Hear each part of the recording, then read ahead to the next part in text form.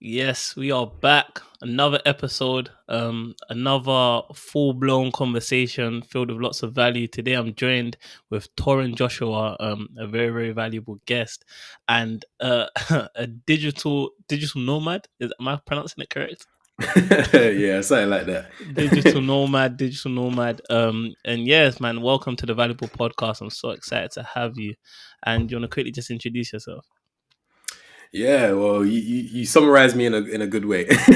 Yeah, my name is Torrin Joshua, digital creator. I do stuff like photography, videography, just anything in the creative space at the moment. And yeah, I'm just excited to be on this show and just chat to you and just like chop it up, really. Yeah, no, I love speaking with creatives because they bring a different energy and different perspectives. Like Mm. compared to if I speak to like students or corporates, creatives is just a different sort of vibe, and I love it because recently I've been called a creative. I'm starting my podcast, and it's just I'm connecting with a range of different people. But I want to understand that actual term that I just previously used, digital nomad. Like, what does that actually mean? So for me, like when it comes to my Instagram bios and stuff, I love putting stuff like that makes me feel like it's a chapter in my life or what my next kind of goal is or what I want to start being like recognized by or identified by. Not necessarily for other people, but more so just like myself. So I was watching like a YouTube video about this like creator and he travels the world and does all different things. And he was just talking about the kind of age that we're living in and the fact that we can literally in the job that I do, I can literally technically work wherever I want. The fact that I'll be editing on the train or sending stuff on at my home in Coventry rather than here in Manchester. And it's just the thought of being a digital nomad is the thought of you can work from anywhere, you can do anything, but your career is digital. So I think I really want to strive for being able to be flexible in terms of location, where I'm working, how I'm working, and what I'm doing. So that's kind of the goal for me at the moment, just being a digital nomad, just traveling, doing different things and growing that way. No, I hear that, and especially with this new way of living after the pandemic, things are digital. People For work from sure. home, so that's already kind of fitted into your dream. And I guess that to get there, it's been an accelerated path. But where Mhm. where did you like what location? Where did you grow up, and where did digital come into the picture?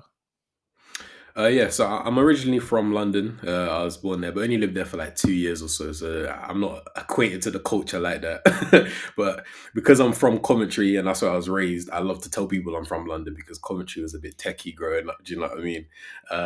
But yeah, I grew up in Coventry. It was a small place. Nothing really is going on like that. It was only around, I'd say, just before. I'd say sixth form was when I started to get into like the digital space. I ended up taking a course in film just to have like as a DOS subject in the background. But then when I was doing it, I just started.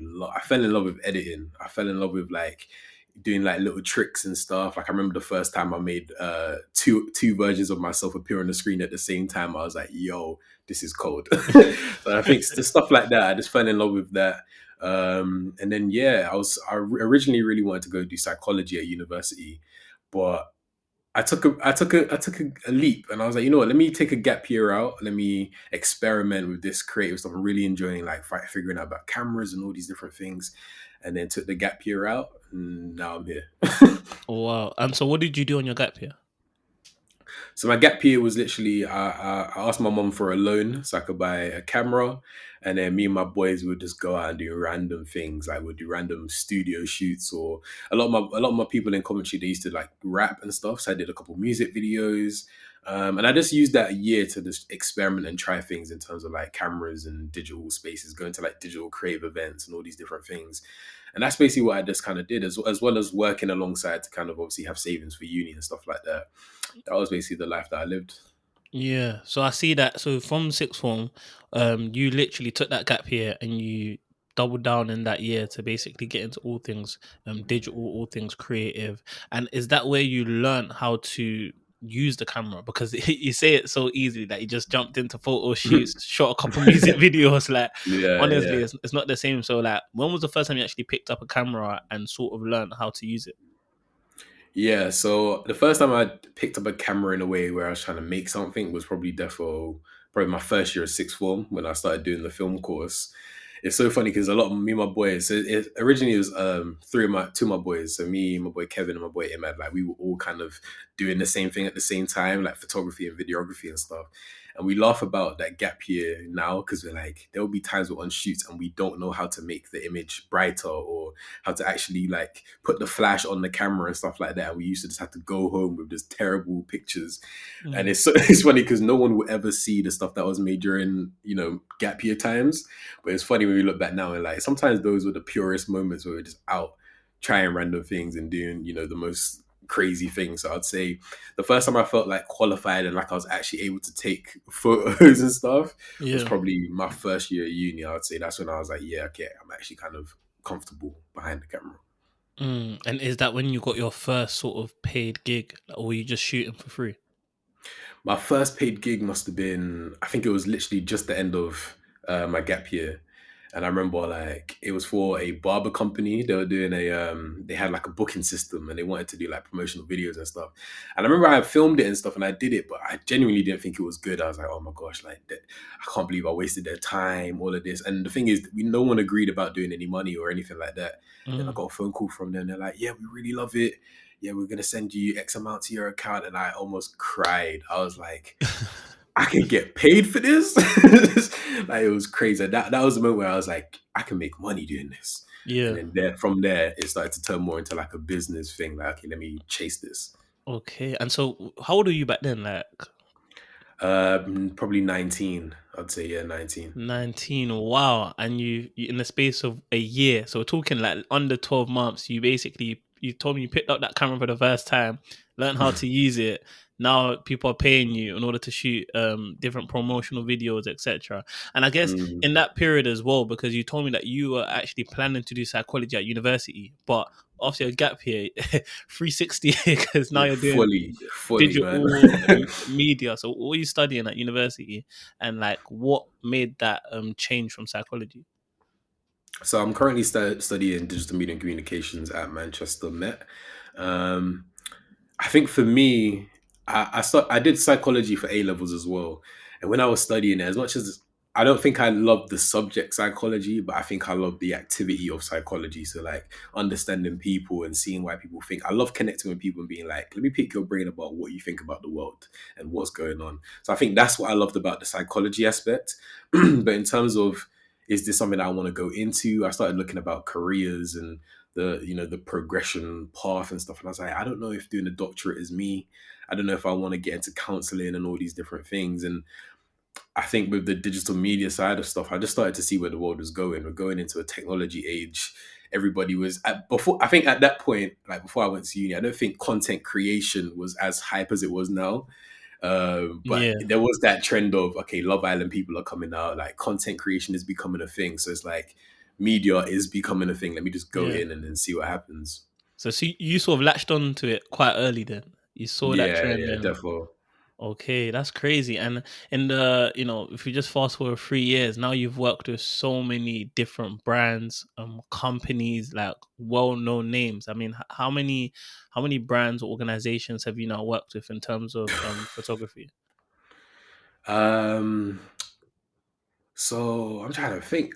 It's you know what it is. Yeah, I don't even. It happens when you're in it. You don't even really think back. Do you know what I mean? Like I don't even really look back and be like, "Oh, I've done this, and this." It's only when I sort of started to put together a portfolio, I was like, "Oh, I actually have some solid stuff." So a lot of the things I work with has been through word of mouth, just people down the road around me, whether it's a friend of a friend and stuff that they do. So I couldn't give a number right now off the top of my head, but Yeah. I've done random stuff from weddings to promotional videos to short documentaries to music videos, just all over the place. Yeah, and it's crazy because you're not like, how can I say this? I've seen your work, and if you're listening, don't worry. I will link Torrin Joshua's work in the bio wherever you're listening, and you get to see his portfolio for yourself because it's not like your work is average. I've actually seen the quality, the Wow. editing, the like everything, and I'm just like I'm so amazed, and the fact that you do photography but you also do videography,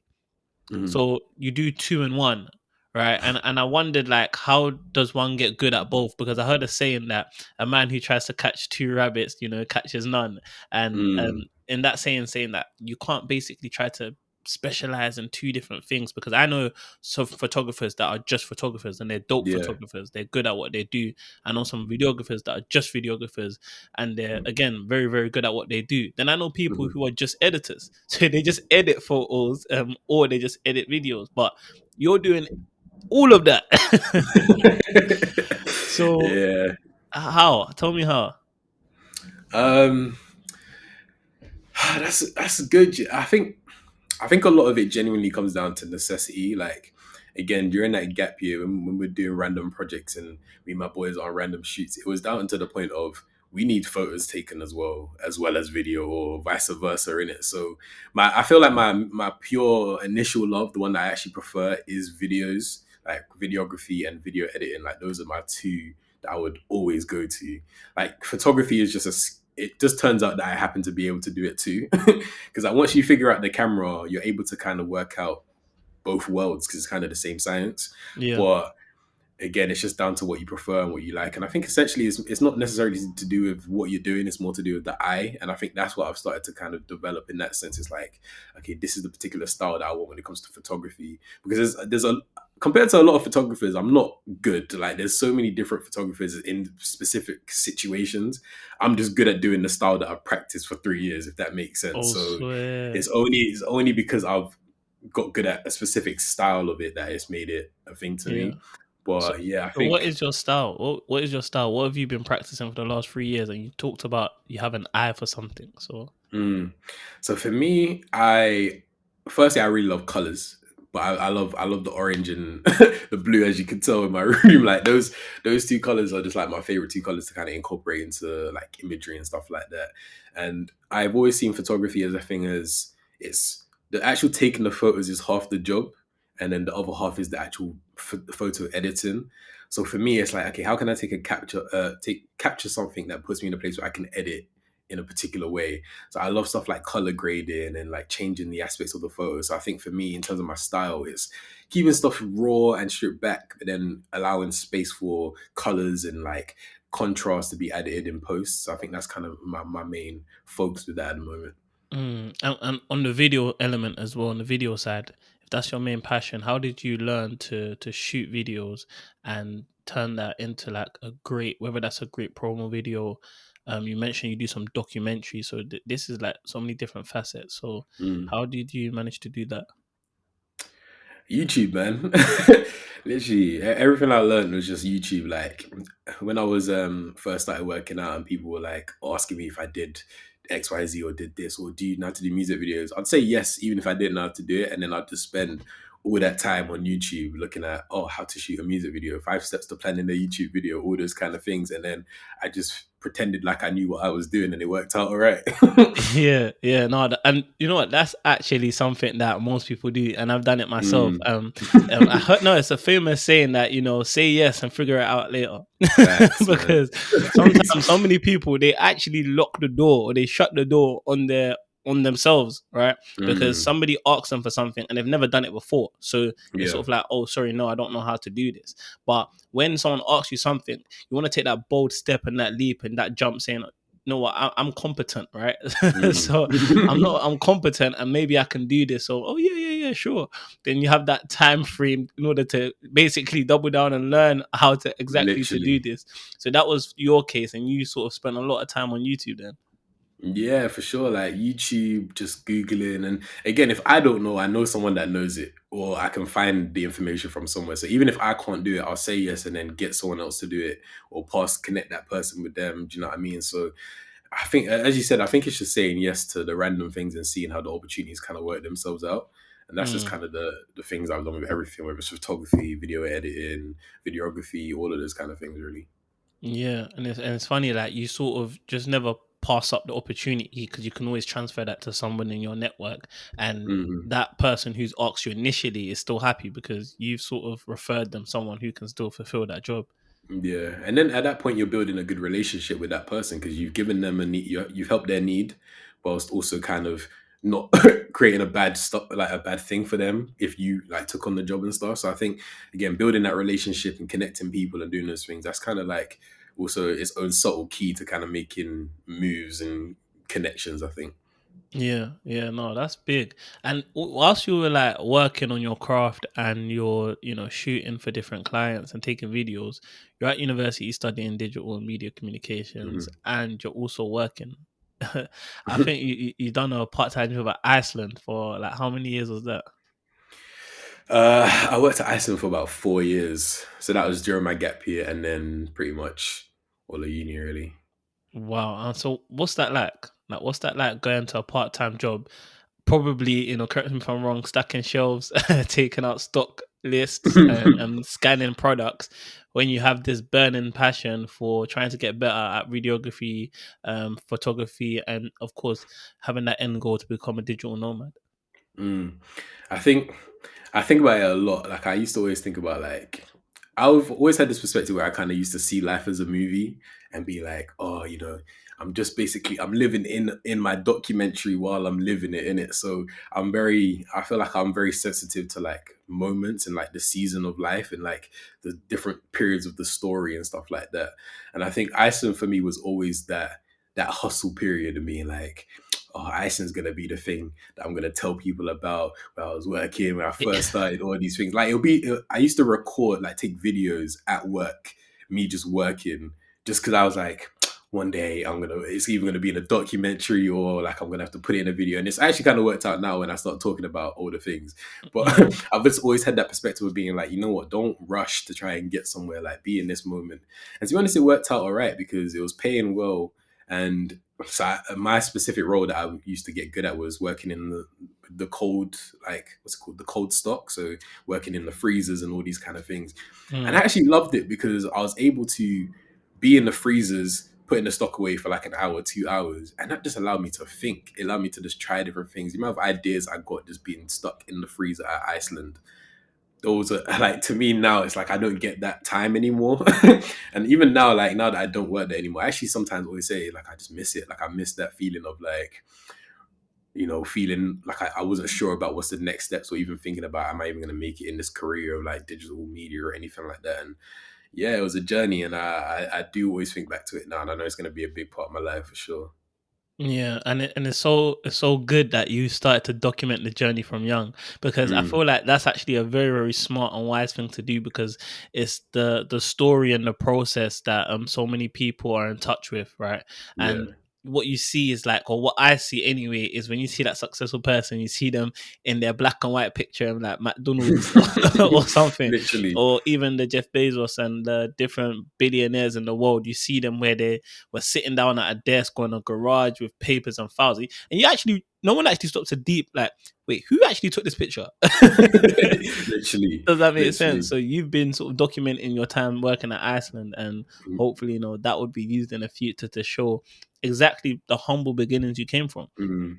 And for me as well, I feel like my flagship story is just me selling chicken wraps in school. Mention it Oh everywhere, yeah, I heard but you talk about it on a different episode. I was dying. yeah, and it's true. It's real rap. And the thing is, I used to have lots of different photos, but basically my phone must have I had an old phone, and like the storage wasn't backed up and it broke, so I lost most of it. So I only got the ones I had in sixth form, but I Mm. still use it every now and then just to sort of keep me grounded. Oh, this is where this was the start of the hustle period, like yourself, and Yeah, yeah. where I started to build up, if that makes sense. But yeah, even so with when you quit Iceland, right? Yeah, yeah. I quit it just at the end of last year. So what was that decision process like? Like, what was the motivation for quitting? Did you sort of take that plunge that you're going to go full time in what you're doing now, or? So so this was about probably around about July. It was coming to like the end of lockdown. We're getting that feeling of okay, the world is coming back to normal now. And obviously during 2020 to 21, I barely did anything in terms of like the creator wise, in terms of doing it out like client work. It was more so just me creating like random YouTube videos or doing random things, like more so for myself. I think those periods where I was building like my personal brand and stuff like that.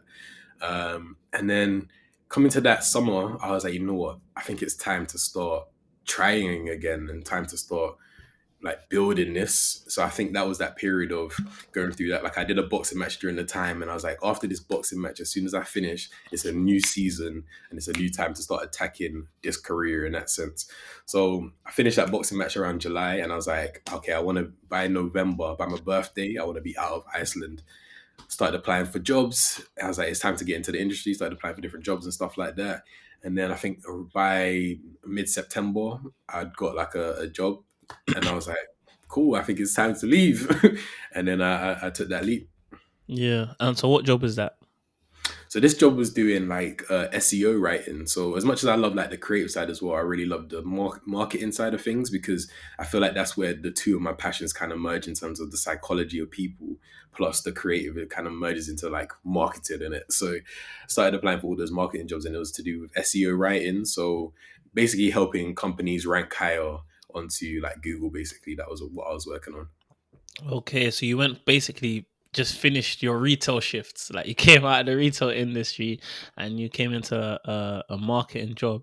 And Yeah. has that, like, in terms of even that job or learning about marketing, has that helped you land some clients? Because I know that you've worked with some big names like GUAP, Mm. Accelerate Me. I think you've done something with Gavinci as well. Correct me. Oh, no, that was a music video that one of my boys was doing about Da Vinci. Okay, if I I see. if I worked with Da Vinci, I would have gone clear. That's what I was thinking. But no, and you also worked with the Common Sense Network as well. I think you've done some great work. So with all of these different clients that you've worked with, like, is there anyone that's been memorable or been significant on your journey?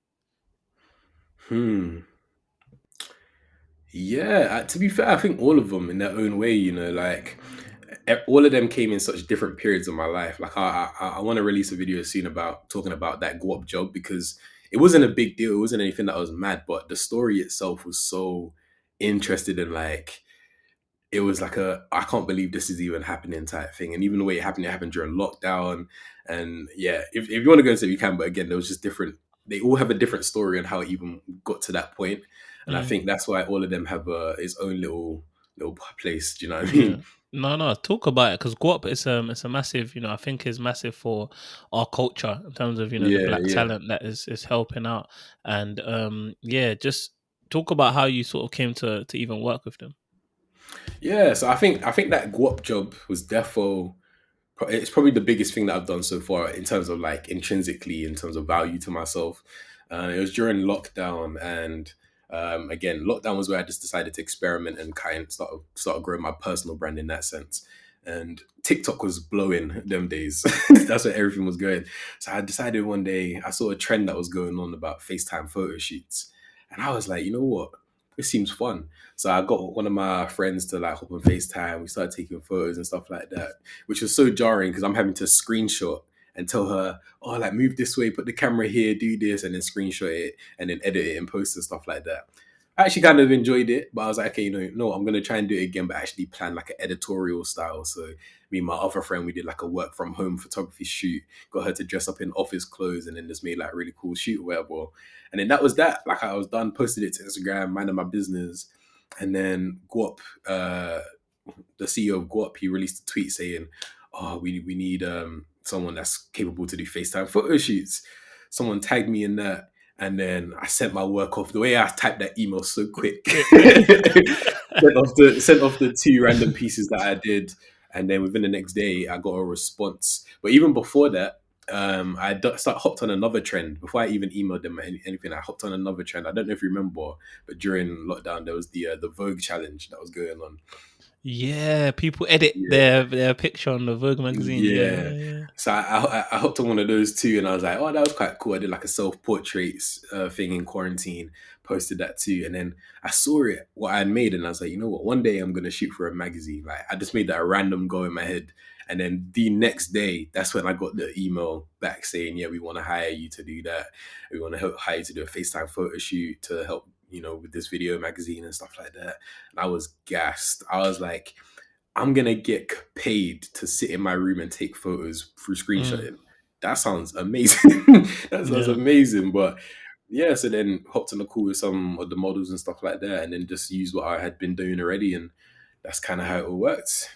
Wow, that's amazing. So at this point in time now, like people are paying you for different things, Yeah. not just videography, but also photography. And I just wonder, like, is it? Can you? Because can you make a living being a full-time photographer, right? Of course, because I see people are photographers, but they do sort of different side jobs unless you're really really made it.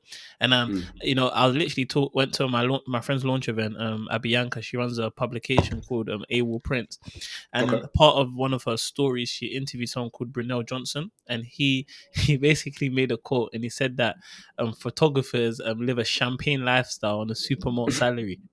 Whoa. And I was like, whoa, reading that myself. Like, so, I mean, does what you do pay, if that makes sense? The photography, the digital creative sort of lifestyle. Mm.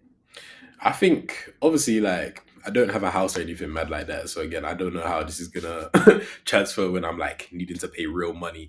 But again, a lot of the people that I know and the people that like are further ahead than me in what they do, that specifying just one, some of these men are making bread. Do you know what I'm saying? Like, one of the things that used to scare me a lot when before like fully diving into this was the whole thing of the starving artist and feeling like, oh, if I choose this career path, I'm not gonna be able to have like a rich life or even just have like a well off life. You're gonna be a starving artist living in a Mm, small apartment, not having any real money. But again, when you're exposed to the right people and you're in the right circumstances and people start teaching you the game of how it works, yeah. that's when things start to change. And I think one of the things that I've really started to adopt in my life now is now that I'm at a place where I'm able to do what I do full time, it's now starting to talk to people about how to make money doing it, or just what I've learned so far, being like, guys, there's money here. This is what you can earn by just doing this. And it's kind of just opening their eyes and being like, it's possible. And then once people start demanding the rates that they deserve, then the industry is just going to start blowing. And again, right now, there's a demand for it. Everyone's a content creator. Everyone needs photographers and videographers. So I think if anything, it's going to start booming over the next couple of years. Oh no, you're 100% correct in the sense that even I need videographers, photographers. Everyone does, especially when you're trying to build a brand in Mm, this new age. And I like the fact you said that.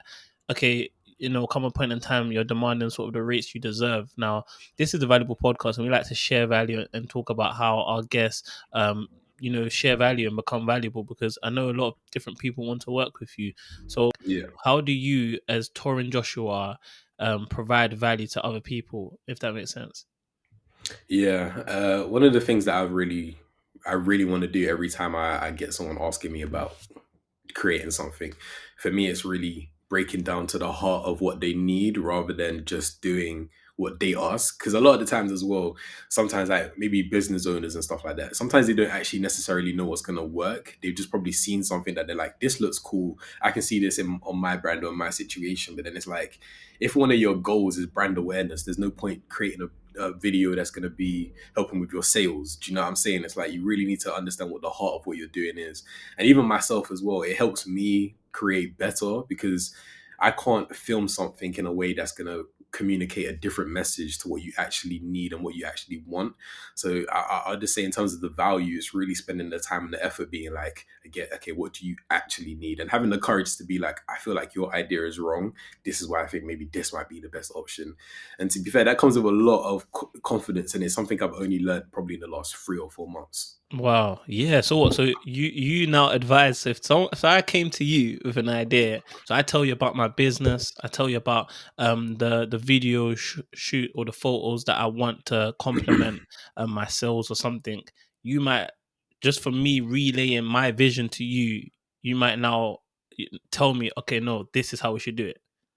Yeah, yeah. I think for me, the reason why I never used to do it before, like I'd be sat there filming, knowing that I feel like it's the wrong thing to do. It felt more so like a thing of like, okay, I just don't have the confidence yet, imposter syndrome, all these things. I'm just a video guy.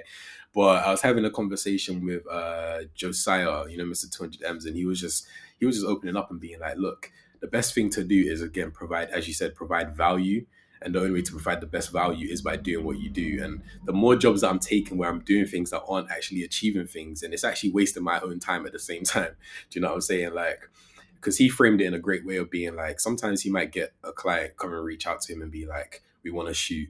and then they'll be like, okay, we need a full day shoot doing XYZ. And then he'll be like, to be honest, you only need a half day shoot. So the fact that he's providing value, being like, we can do this in more efficient time and willing to cut the cost that he's going to make that day, it Yeah. goes to show that his heart's in it rather than just doing what he's doing to get by. And I think that really inspired me to be like, you know what, if I have an idea, let me say it. And even if it doesn't happen in the end, it's about going back and forth and figuring out something in the middle.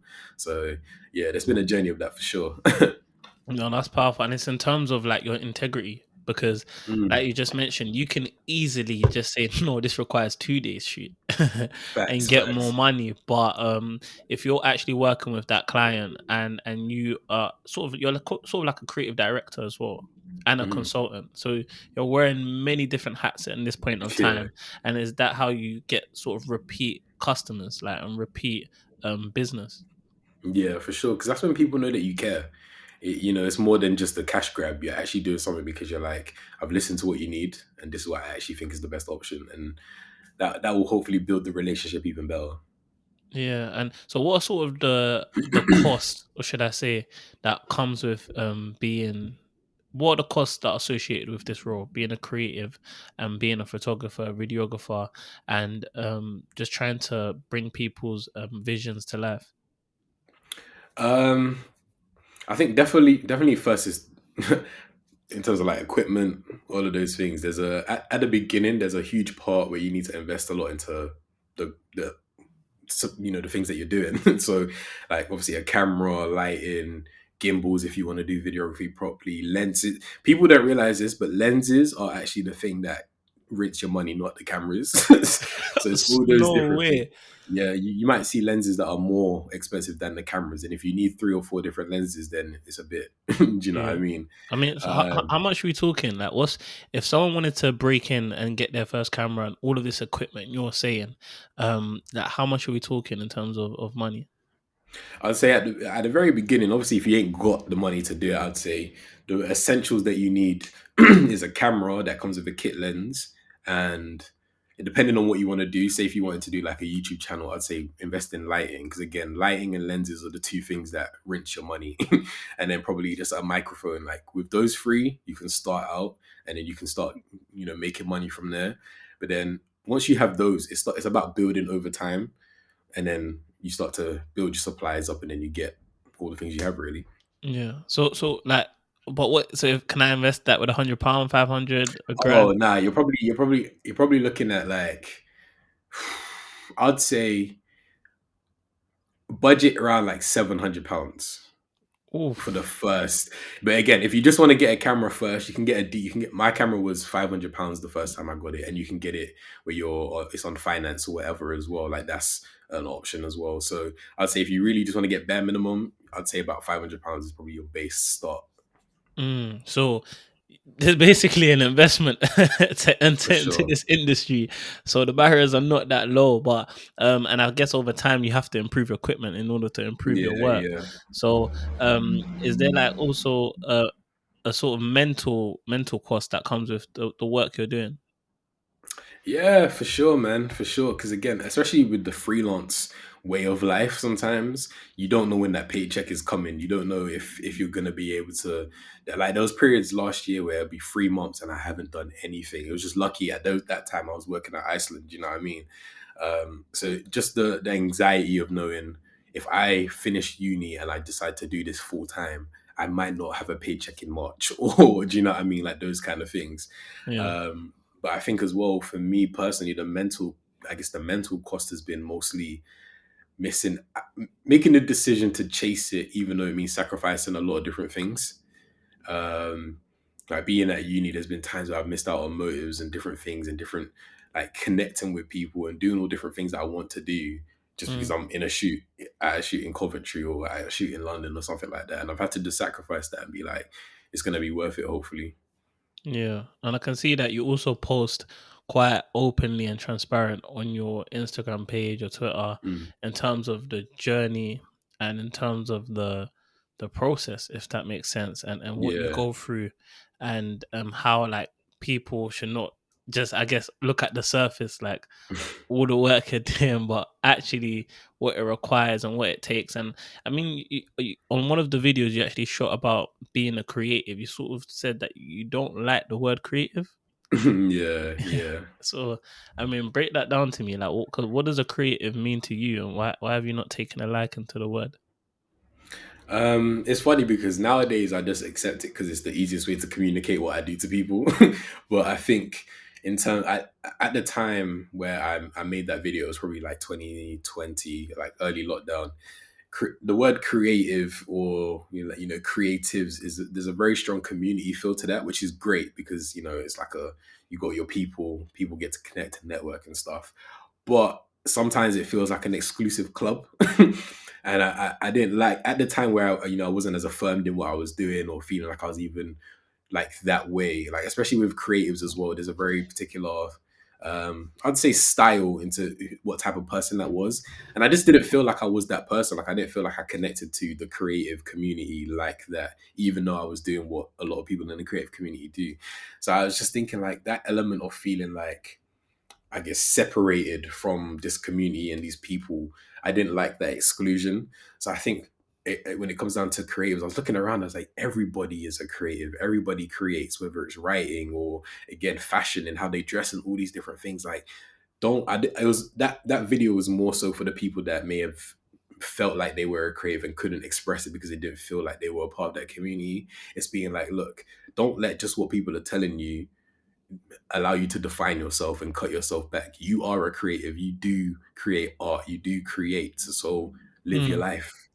Live your life. Don't worry about being in any clubs or anything like that. And it was more so just a message to myself. It was like, I don't have to wear baggy jeans and have a certain way of dressing just to be a creative person. Like I am. That's who we are. Do you know what I mean? So No, yeah. that's big, and see, that's what I'm talking about because myself, like, remember, I didn't think I was a creative, right? Mm, Because, like you said, the word creative had this club, it had this association. You had to yeah. look a certain way, post a certain way, be so free and flexible in a certain way. Does that make sense? Like, Yeah.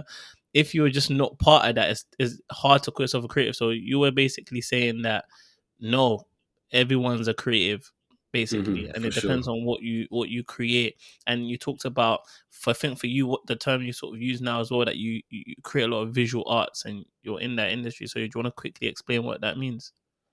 Yeah, I like to put it as visual arts because it's like again, I, I I like to focus on stuff like videography and communicating visually and stuff like that. Like what I love about what I do is the science of it, and whether that's the science of storytelling or the science of communicating visually. So like even stuff like color grading, people don't recognize how that contributes to story or how the aspect ratio contributes to the story. So it's like it's more than just being a video guy. And I hated when I when I was doing a lot of like music videos and stuff like that. I hated, again, sometimes you're just pushed as the video guy, so they don't expect ideas from you. They don't expect you to be heard because you're just the guy behind the camera.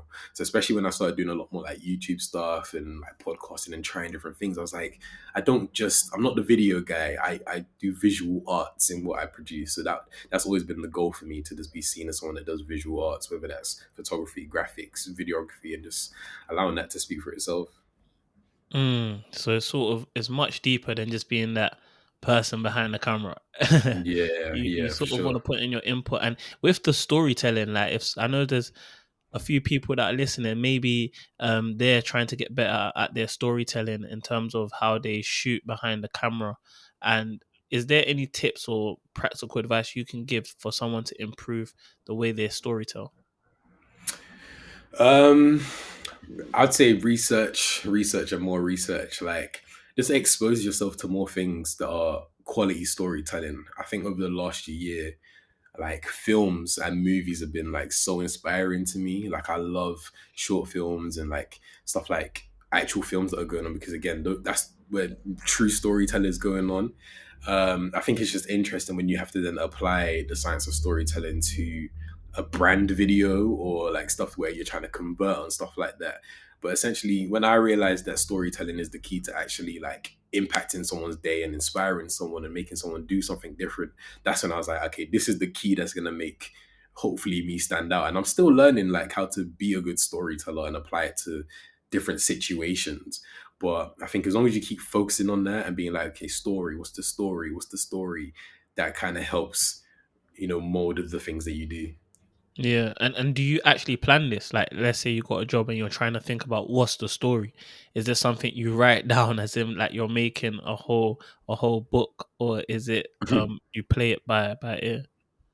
I'd say it's more so. It depends. It depends on the situation. So, like for example, even right now, I have a new job where I do like a lot of social media work.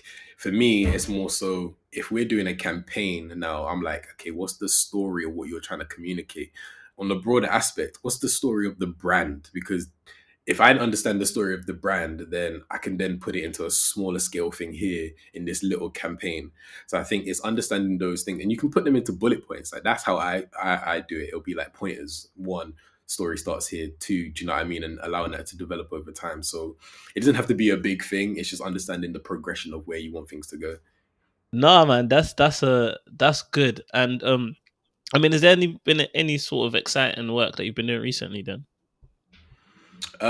Yeah, I'd say the last 6 months. I'd say the last since probably like summer last year has been where I've been doing the most exciting stuff, just in completely random rooms that I feel like I shouldn't be in. Do you know what I mean? But yeah, I'd say I'm trying to think specifically. I'd say even just understanding like being around. I think it's the people that I'm around. So for example, again with this new job that I'm in, a lot of the campaigns and shoots and stuff that we do is with like random there's a lot of stuff that I can't say, but again, just being around people that, for example, a photographer that might have just got flown in from Spain, Mm, or that's been on a shoot for ASOS or Boohoo. So being around those kind of people and just having conversations, and for some reason, I'm able to now work with these people. Like yeah. that for me is like probably the most exciting stuff that I'm doing, and it's just evolving. Yeah. So, and this job is full time. So, how are you balancing a full time job and university and your other projects that you got going on? What's the solution? um, to just do it. It's one of them ones like because for me like this role that I got is it was a role where again it's the perfect balance of I get to do video work but then I'm also an ideas person, and I can see that they actually value me for what I do specifically, not just oh we need another person to fill this role. And that was one of the biggest things for me. So it wasn't an opportunity that I was willing to pass up like that. And I think with uni, I just did the pros and the cons, and I did the maths. I said, okay, my grades are at a good enough point to even if I drop a few, I'm good. I don't think I'm gonna drop. God willing, do you know what I mean? But then also just recognizing this final dissertation period that I'm in is a lot of independent learning anyway. Even during lockdown when I was at university, I never benefited from face to face teaching anyway. I love being at my own pace. So right now it kind of works even better for me because I don't have to go into uni. They know I'm in a full time job, but I'm able to now do what I do at my own pace and get it done. So hopefully I can get that all done to a good level when time comes. But it's actually helped me a little bit, I think, for sure. Yeah, and is it like sort of because your degree and what you do is actually related? Do you feel like you've learned much more on your degree or the practical work you're doing? It's funny because I'd say my degree, I don't necessarily feel like it taught me a lot, which is interesting. I feel like if anything, it taught me more about like, again, just the academic side of what I do. But in terms of the practical and how much I've applied to the real life, it's been everything I've done by myself as extracurricular for sure. But the best thing about my course is because it's so in line with what I do. A lot of my things in my portfolio are things that I've done on projects for uni. So I'm able to get a grade for what I do, but it's also something that contributes to my portfolio. So it's kind of like it's worked out with the best of both. Yeah, and I mean, you keep on mentioning portfolio as well. So, like for people listening, what does your portfolio compromise of, and how do you build one? Yeah, I think it's just I went about it quite wrong because a lot of people always say when you do a portfolio, make your portfolio what you want it to, what the stuff you want to do. So, say for example, if you want to do documentaries, make your portfolio about documentaries and stuff. But for me, I don't really necessarily know what I want to do in terms of the specific style or production that I want to go into. So I just kind of dashed everything into it and be like, this is everything I have. So it's funny now, like if I'm applying for a job and I get to the point where they're asking for my portfolio, I always have to tweak it and put certain things at the top, certain things around so that it kind of caters to that. It's almost like a CV, but just with videos and stuff. So it's funny how that works out. Yeah, no, for sure. I think that's what people are doing right now, and we're still doing it with the CVs. Like, you Yeah. apply for somewhere, or even a cover letter. You basically, because you got everyone got the template, so you have Mm. that template in your back pocket of. But depending on who the organization or company is, of course, you're going to have to tailor that and put Yeah, what they want to hear or what they want to see first, if that for makes sense, sure, and for make sure. that relevant. Because I remember I was helping someone. I think she's like basically like my mentee, and I was helping her with her CV, and she had like amazing stuff actually. Two page CV, Mm. lots of experience, and I was just like, but is this all relevant right now to the organization you're applying to? So Yeah, I always give that tip, like look at when someone lists key competencies or key skills required, then they'll yeah. list they'll say what's required, then they'll list what's additional, sort of like what they would really like. So you look Hmm. at that, then now you sort of match up the two. So even if a bonus tip is even on your CV, put in that actual skill, like copy and paste in that skill that Yeah. they really want, and put that on your CV. Then underneath it, Hmm. put that Hmm. bullet Hmm. points of your experience and how you gain that skill and how you can demonstrate that. I think that's so important. I mean, what if you have, because obviously portfolio, I mean, for creatives a bit different, like a portfolio is full of videos and pictures, etc. But if you were to say the top three skills that you've learned, in this Mm. craft, what would it be? Ooh, I think putting the actual like technical side of like videos and stuff aside, I think for me it's been probably management. That's probably the best thing that I've learned. Even a lot of these things I'm not even great at yet. Like a lot of the things I learn every single day, but I'd say management, um, being flexible in the sense of I have to, if I'm freelancing and stuff as well, I have to do invoices. I have to be able to speak to people. I have to be able to network and do these different things. It's made me so flexible and all round. I think that's definitely a key. Like I can't be on set and afraid to go chat to the person that's controlling the lights. Like I have to be able to be confident enough to be like, yo, this is what we need and assert myself in that type of way. And then for sure, I'd say lastly, leadership. That's definitely been one of the things my mentor and me have been working on a lot, like trying to get to the point where I feel confident enough to, if I am leading a shoot, am I able to communicate and get things across in a good way? And again, I'm still learning on it, still trying to do my best with it, but yo, those are the three things that I really want to kind of like keep building on. Wow, that's powerful. So management, flexibility, and leadership.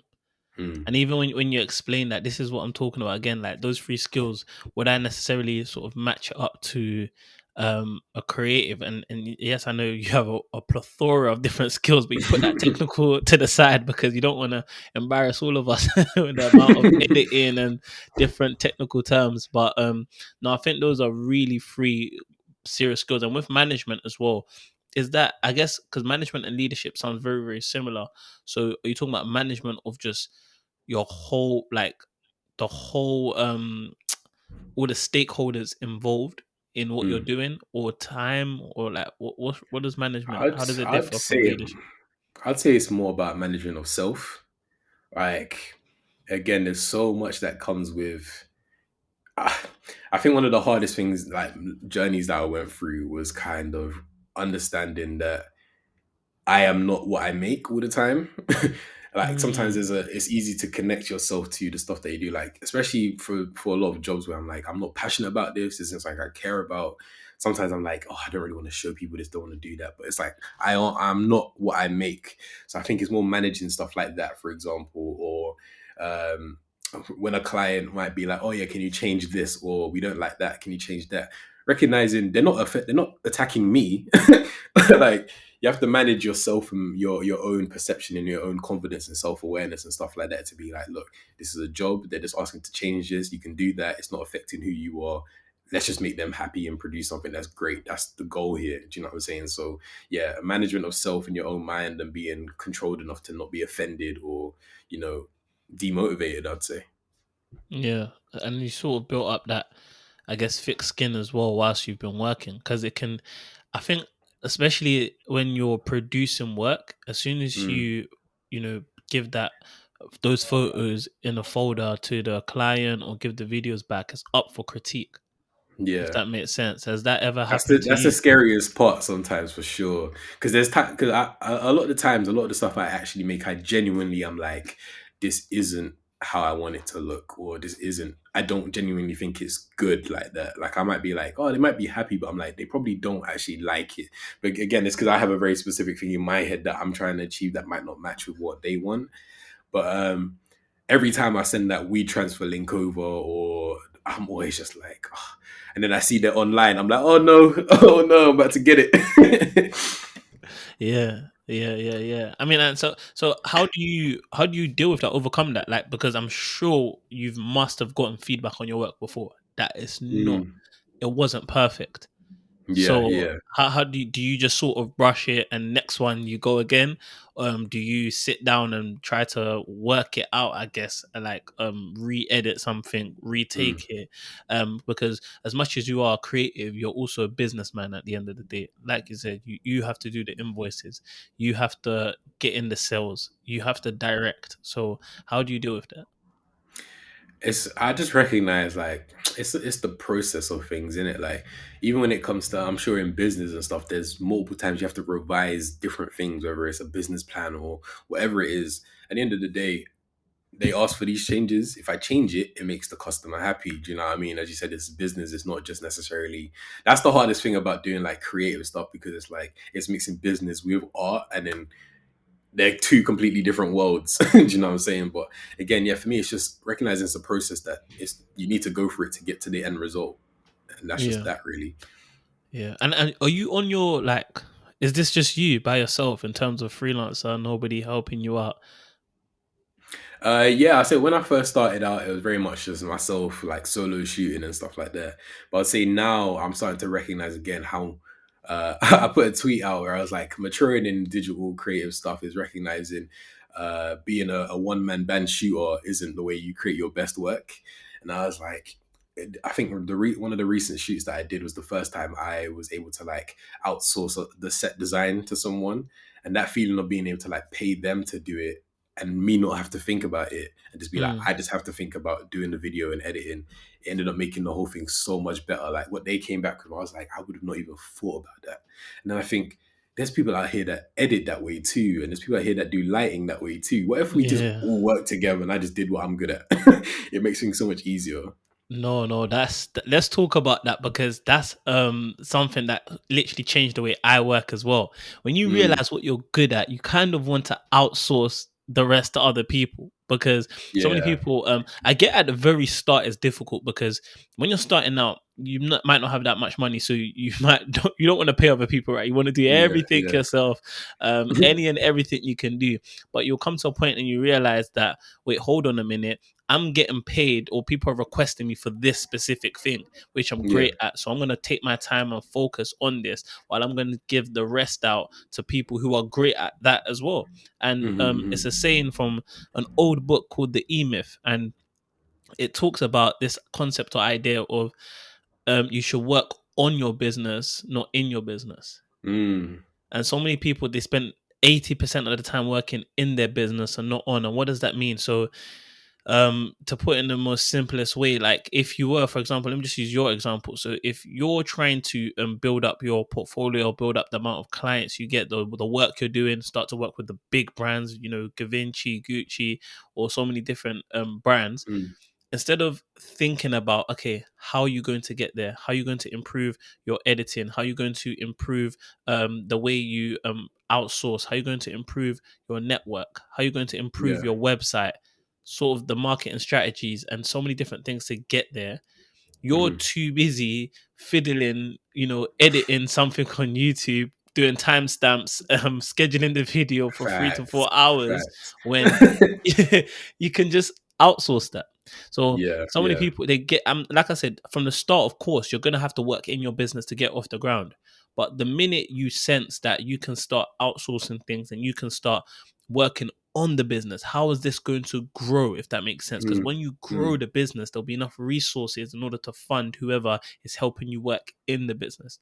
And yeah. this, I read it in a book as well. I forgot what it's called, but I might link it down in in our newsletter actually, if you're listening, and make sure you're subscribed at www.valuablepodcast.com, where I link lots of different values, including the best tips of what we talked about today. But it talks about also the founder of McDonald's and how Mhm. he grew that franchise because he focused to work on the business McDonald's Yeah, rather yeah, than be inside flipping patties, yeah, if yeah. that makes sense. Have you seen the documentary for that? Well, it's not a documentary; it's like a real life. They remade the story. No, I haven't actually. What's it You called? should check. You should check it out. It's called The Founder. It'll make you not eat McDonald's for a while. I promise you that. Oh, really? Hmm. Is it one of those ones that Yeah, to it's like that's how it was done. Okay. yeah, to be honest, I don't actually eat much McDonald's, to be honest. I feel like I did when I was young, growing up, like when you're in school, chicken and chips. Yeah. It's still a marvel. £1. I used to get four wings and chips, not two. Nowadays it's it's two That's wings a and chips. meal. That's a meal right there. Four wings and chips and four wings and chips and a drink for £1.50p. And I never thought about what goes in, whether it's nutritional. But I feel like just when things were so cheap back then, but nowadays I think maybe it's because there's not a lot of McDonald's around me, to be honest, where I'm Mm, at in university. Where I lived before, there was a McDonald's down the road, and so it was much easier. And I think that's what also these companies want to do. They want to, like, I think they, or something like, they want to put a McDonald's like on every street corner. yeah, Same yeah, way yeah. Apple, they want to put an iPhone in every house. And this is actually called sort of your big mission, like Mm, the big goal. A lot of visionaries, CEOs, and companies, they talk about this. They set a massive goal. For yeah. example, Richard Branson, like his goal would be to, of course, create a new life in space. So, part of that goal is to obviously build some rocket ships that will get there, if that makes Yeah, sense. yeah, yeah. And same with Windows. Windows wanted to put a laptop or computer in every single household. So, Yeah, yeah. and I was talking about this on the Instagram live. Sort of the biggest visionaries are people who want to change patterns of living. Mm, We mm. talked about it, and Wow. me and my friend Nano. So instead of thinking about how you build the biggest name, you like, oh yeah, I'm gonna build the biggest name, I'm gonna be famous, I'm going to be known. If you change someone's pattern of living, Mm. that's going to last, Yeah, because yeah. what they do is changed. And if you just look at me and you and everyone who else who's probably listening, the biggest companies in the world, they're successful because they changed our pattern of living. When I wake up now, and if I go on my phone, I'll go on Instagram. I never used to do that before, right? they've changed Yeah, the way I'm operating, if that makes sense. So yeah. I feel that's so powerful. And just to bring it back to yourself, like, is there a major goal for Torrin Joshua? What's the end goal? It's weird. I feel like I don't really think about it often. Um, I think lockdown had a huge part to play with that. Like it completely destroyed my motivation to like think big, because it's like, oh, you can't plan anything.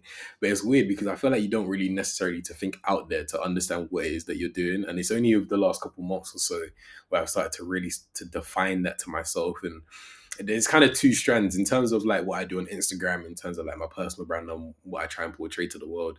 My mission for that has always been since day one to document the journey of discovery and purpose. Again, social media has such a way of being like, oh yeah, these are the good times, these are everything that I'm doing. But again, like I don't want my page to be everything that I've done, like my work and stuff. I want it to look at it and be like, I feel like it's almost the behind the scenes of everything that's going on. Like it might be some Mm, work there, might be me just randomly talking to a camera about a bad day that I had or a random thought that I had that kind of impacted my day. Like really just want to kind of showcase that. But in terms of what I do in terms of like business wise, I think even though again I do creative work, I've always been passionate about like starting my own business and starting, and owning my own thing and having ownership that way. And now that I've started to see the way that that can happen, I'm really motivated about creating spaces for creatives and like people that want to get into this type of field to be like, oh, I can actually do this. Like I don't have to just go down to the route of going university or doing this. And I think that's motivated me a lot through my brother as well. Like I'm so passionate about being like, yo, bro, come on a shoot with me, come do this. Like you'll get paid to do this. There's opportunities here. Like I think in life, one of the biggest things that people need to get in life is perspective. Like once you start seeing the perspective of things that are going on and what's actually happening, then that changes the way that you operate, and it changed the way that I operate when I see, oh, what this person's actually getting paid, or how this person's made a business plan that got them funding. It's made me realize, oh, if I can apply that to my life, so many dreams that I've actually had can now come into fruition. So it's like, how can I do that for other people, especially black artists and black creatives? How can I bring them in on a shoot? How can I, you know what I mean? So I think that's for the next couple of years or so. I think that's kind of the thing that's rooting me right now. Yeah, perspective and purpose. Mm, That's what I just got from that, perspective and purpose. And I feel like perspective is a big one mm, because we all live in the same world, but we view it so differently. Right. facts. And I especially know because of the conversations I've been having. I've been fortunate to have with so many different people now, and everyone got a different perspective on things. Like we might agree on the same thing, but it's Yeah. just you're looking at it through a different lens. And this is why sort of lens is so important. And I guess purpose is another thing that's so big. It's a hot topic. Everyone's speaking about purpose. What's our purpose? How do we find Mm, our purpose? Because I think the mutual agreement is that when you're operating in a place of purpose, it's like it's like you're not happy but you're joyful, yeah, yeah. right? Because happy is like you can be happy, then you can be sad, but Mm. you may be sad and down, but you still have this element of joy in the process, right? And I feel like that's when we're operating in our purpose. And for you, have you figured out what your purpose is yet? This this used to be a big thing for me. Like so, like it used to be intoxicating thinking about. Oh my gosh, I have a life that I need to live my purpose. And me and my mentor used to go back and forth about it. He used to always be like, "You used to be that kid on Twitter that's like, what's my purpose?" And I was. Do you know what I mean? Yeah. But I think again, up until this point now, I've got to the point where I recognized I can keep trying to live my life, trying to find this end one thing that's gonna make my life valuable, or that I think is gonna make my life valuable, or I can enjoy like the pursuit of it. And I've realized for me, like, firstly, the pursuit of what I'm doing, it feels more like I'm living in purpose than deciding one day my purpose is to make a documentary film that's going to change someone's life. It's like me being here and doing this and having a story to tell about what I do. That's me living in my purpose. Do you know what I'm saying? And then the thing is, one day that's going to change. One day I might go into business, I might go do something else, but that's still part of the story. So I am living in purpose because I'm doing what I'm doing. Do you know what I'm Mm. saying? I think right now I'm very. I look at. I had a funny moment at work the other day where I was just stood in the mirror when I went to the toilet and I was like, nah, 2019 Torrin would have never thought I'd be here, you know. And that just gave me such a nice feeling of being like, you're present in what you're doing. That's the biggest thing you could have, like being present in the day to day. And that's really just made me so happy. And obviously, again, like for me as well, I'm a Christian. So I believe that everything that I am, I'm made in the way that I am for a reason. So I'm really sensitive to the way that I feel and looking at, okay, I really value this time or this moment or this person I'm speaking to. Why do I? There's a reason I do. And then I start looking, reverse engineering it that way and start trying to replicate those feelings. You know what I mean? So that's kind of just the mode of how I think about it. Yeah, that's so deep, man. There's pursuit, there's happiness in the pursuit of your purpose. Mm, And there is actually no, I guess the end goal that we all want is like, who knows except God. yeah, yeah, Who literally. actually knows the plans like God knows the plans he has for us. And I think Yeah. the most exciting thing is knowing that we I'm not the creator of myself. So if I created myself, yeah, I'll know my destiny because I created. I know Facts. why I created you, what you're meant to do. But the fact that none of us know and it's up to a higher God. So it's sort of just like in that pursuit, you're saying, you find that happiness and you find that joy, and it basically keeps you going because you don't know what's next. If that makes sense. And I can see you got that on your Instagram bio, documenting the journey of finding purpose. And Yeah. no, I think that's so big, and I'm so happy for you, and I'm so glad you joined me on the podcast. And just, do you want to quickly just say where people can just find you and support you and just watch that journey as you find your purpose? Yeah, I guess you can just follow me on socials. It's pretty much Torrin Joshua and everything, I believe. Yeah, like again, social media for me is just my hub to just again document. So it might feel like a diary one day, it might feel like I don't know, like you're looking into my life. But again, I really want to start building community and being like, look, I want people that may think the way I do, people that might not think the way that I do, but I love interacting and engaging and finding out the way that people live. So if you're interested in those kind of things, you've got a YouTube channel, starting up a mailing list again. And yeah, who knows what's to come? But yeah, that's what's there. That's big. Make sure you are following Torrin Joshua. Again, I'll link it in the bio, in the description, so you can have that. But just to quickly wrap up this podcast, I pick random guests to do this with. I think it's funny and it's exciting as well. So we're going to play a little game. All right, So cool. I'm going to count down from 3, then I'm going to say a word, and you Mhm. need to tell me the first thing that pops into your head. Okay, Are let's you, go. are you ready? Let's go. All right. 3, 2, 1. Valuable. Time, Kind. time. Oh, time. Time. Mm. Explain that. Explain that. Why time? I don't even know. I think when you said that, my mind, it was like a jackpot machine. My mind went through all the like things in life. So it was like money, job, house, people. And then I was like, time. I was like, time's the one that I'm like, I think about the future so much. Like I think about everything that's happening so often. Like to the point where again, as I said, I was there filming my documentary for the future while I was living it. Do you know what I mean? So I think for me, like the fact that I am here and I get to try these things and use my time, like that's valuable to me. Like the time that I have is valuable. So I think maybe that's why my brain went there. I didn't really think about it. It was just kind of Yeah, perfect, perfect. No, thank you so much again for joining me on the Valuable Podcast. If you're listening, I hope you took value from this episode, and make sure to also just browse all the different episodes. But yeah, let's just thank Torrin Joshua. Thank you for coming on. Thank you for having me, man. I love what you're doing, man. You're creating a space for a lot of people here. So keep doing it, man. Cheers.